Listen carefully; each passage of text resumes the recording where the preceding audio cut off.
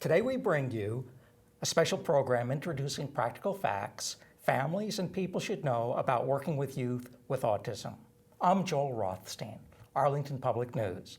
I'm here with Diana Weisner, the Executive Director of Arlington Enrichment Collaborative. Diana, can you give us a little bit of your background? Sure. Thanks, Joel, and thanks everybody for having me today. A little bit about my background. I studied at Temple University as my undergrad, and we focused a lot on autism, and it was very much an up-and-coming word in that time.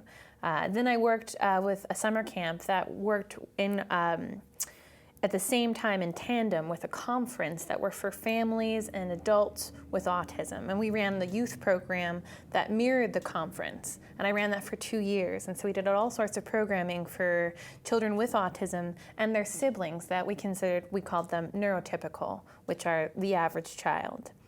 And a lot of the programming intertwined. Now, as the executive director at Arlington Enrichment Collaborative, we have youth that are on the spectrum. That's how we talk about autism. They're on the spectrum most of the time. Some of the kids have like concrete diagnoses, and some of the kids just have tendencies that we like to be aware of. So because of that, we have training at AEC, or Arlington Enrichment Collaborative, for our staff to inform them and make them aware of how you would work with a child with autism. Can you define what autism is? Some very key terms to know about is that most folks that are dealing with autism have oversensory or sensory and perception issues. A lot of folks will think about youth and people with autism that they don't always recognize social cues, which is common. Most of the time, though, the reason that they don't recognize social cues is because they have so many other things going on sensory-wise. I like to tell staff and people that I train to work with kids with autism that it's like standing in a room with the loudest music and all the lights flashing and something brushing up against your skin all the time. We have the ability to kind of focus while we're talking to somebody. We can kind of tune out everything.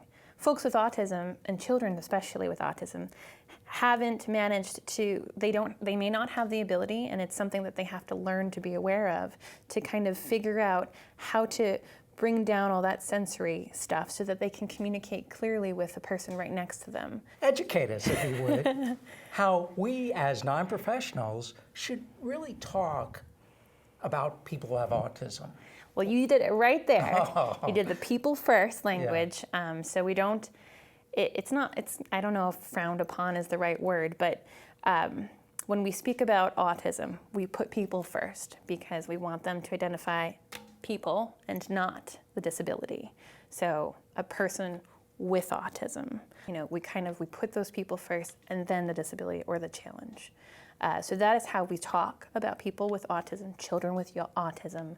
We put that person first. What are the best things that a parent can do to help their child with autism? The biggest thing for parents with a child with autism is to get them into a good therapy very early on, play therapy, all kinds of therapy, and have them, it helps that child kind of learn what to be aware of and what they need to work double hard with when they have all these extrasensory issues. The school also has a ton of resources.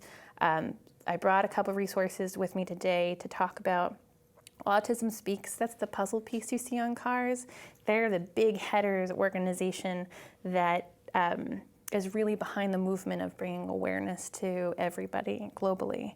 The APN research project, it's the Interactive Autism Network. It's one of the biggest collaborative longitudinal studies that's going on, and you can access, and that's www.eanproject.org. And the APN project, you can go on, you can actually put in your own family data and just become part of this giant project that's ongoing. It's fantastic, because the more research we have, the more input we have, the more we know how to help everyone. And then Autism Now is a resource for many steps in a person's life who has autism.